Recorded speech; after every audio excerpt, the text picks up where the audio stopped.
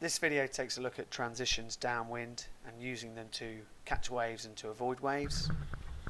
So we start off with just approaching the windward mark, getting things set up, so I make sure my bailer's open and off goes the kicker to my sort of marked point where I'm happy with downwind sailing. Cunningham's led off, outall's off, daggerboard's up, big heel to windward to try and make the boat bear away, off it goes. And now I'm going to play a game called upturns and downturns.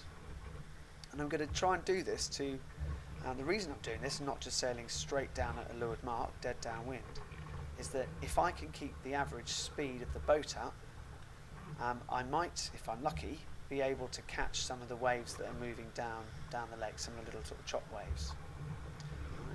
If I sail straight at the mark, the wind speed at the moment isn't strong enough to allow me to catch any of the wave fronts. The wave fronts are moving faster than the laser can go dead downwind. So I'll just sit there sort of lolloping around as the waves go past me. But if I can keep my average speed up through transitions, sailing by the lee and sailing broad reaching, so they call it sort of hotting up the angles, I can catch waves. And sometimes I can even overtake them. And that's really fast. So if I'm doing an upturn, which I'm going to do very shortly, here I go. I use my body to induce leeward heel, sheeting in aggressively and turning. If I want to downturn, there we go, I let the sheet out and I induce a bit of windward heel.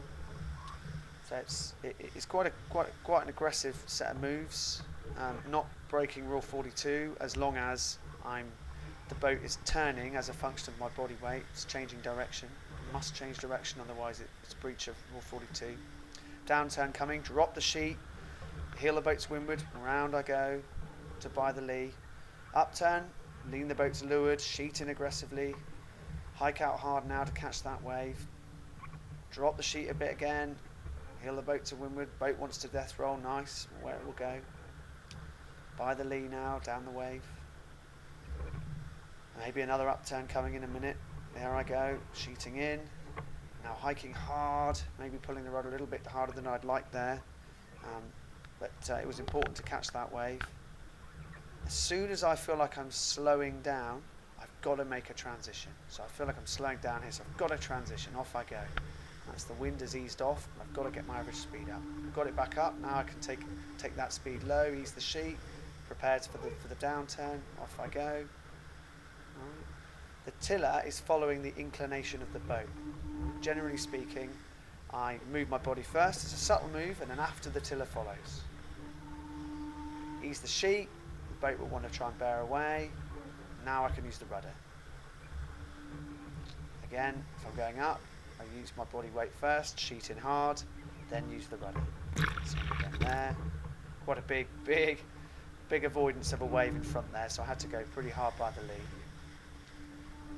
There's a bit of breeze now, so the boat's really flying along, and I can tell by the way the bow's lifting out the water, I can overtake waves here. The danger with overtaking waves is that once you've overtaken one, you're immediately faced with the back of another one, and you need to make sure you sail along the gully to avoid the wave in front. But in the lake, if you do that, sail across a little bit, you often find a flat spot very, very soon after, and you can turn the laser through that flat spot and into the next wave front, which is super fast. So that's why we do these transitions. They're great fun. It's a real help, obviously, when you go and sail on the sea, and it gets you slightly better prepared for sailing in the wobbly stuff. And I'm gonna keep going by the lee along that front, and then up now to more of a broad reach. And you can start to see as we go down the lake, the waves are sort of becoming slightly longer periods, so it's slightly easier for me. Sailing down the gully there, now turn up, go the other way, bounce over a wave. So I've cheated there a bit and managed to get myself over a wave, which is fantastic. When I say cheat, I don't mean rule break, I mean I get the benefits of hopping over a wave and going a little bit faster downwind than perhaps I should be able to. Popped a jibe in there when there wasn't any tension in the rig, but I'm not really too happy with this, so I'm going to jibe back again, only to find that my camera gets bumped. So we'll call it there for today. I hope you enjoyed the video, and go and practice your transitions.